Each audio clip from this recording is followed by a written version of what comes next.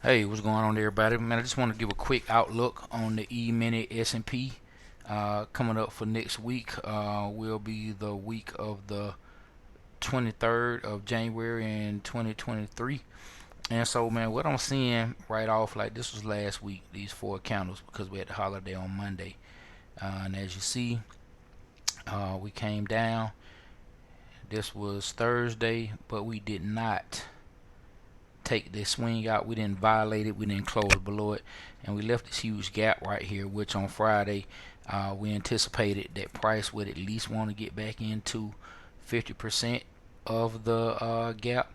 Now, once it got in at least 50% of the gap, we really didn't get any kind of rejection on this. It did get into this price void. This is one of those price voids that ICT talks about, and you see it stopped right there. When you see the dots right at the top, there's just a little indicator showing what the high and the low um, was of each day. So what I'm expecting next week is I'm expecting us to take this out. We have some equal highs right here on the daily, some relative equal highs. I'm expecting us to violate that. Also, we have some more buy side liquidity right here. I'm expecting us to violate that, as well as this.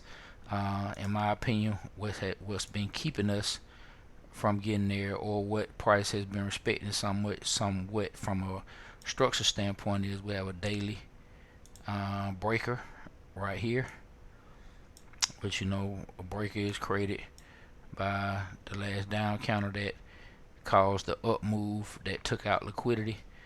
Once price comes back and closes below it, that becomes a breaker, which a lot of people call that structure to structure, or retest, and so forth and so forth.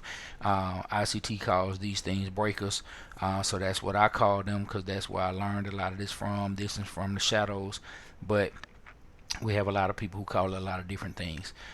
Price went into consolidation, came back up on a daily perspective, hit the breaker, got rejected immediately the first time, came up again the second time, and we didn't get any closures above the breaker.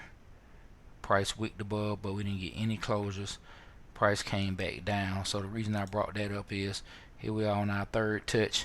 I think we're going to violate it and continue to move. If you look at it on the weekly standpoint, this is the E-mini S&P. On the weekly standpoint, as you see, we were moving up. Last week it came down, left this long week to push price up. I think this is just a continuation of the swing. I think we're going to take these levels out and possibly continue up. We see we have a gap up here, volume imbalance, as well as a gap up here that still needs to be finished off. On the weekly standpoint, some people might say these are relative equal highs. So I think the majority of liquidity from a weekly standpoint and from a daily standpoint, when I'm looking at it, because liquidity is the game, like ICT says, liquidity is the game. So from a liquidity standpoint, there are no gaps, anything down here that need to be finished off, no imbalances. I think this is where price want to come. This is the immediate liquidity right up in here. Take this out, take this out, take this out, and price could possibly come take these out and then get up in on the weekly. These are those gaps that were up there on the weekly that could be possibly finished off. So that's what I see so far. I think we have a move up. I actually think this is going to be a week where price is just going to continue up, take this out, and then probably leave somewhat of a wick like this. But I think we close this week out above, right here above this buy side liquidity. Now, if price does form like a regular candle where it moves down first before it makes its move up, I expect us to come back, and Thursday's high, I expect that to be retested.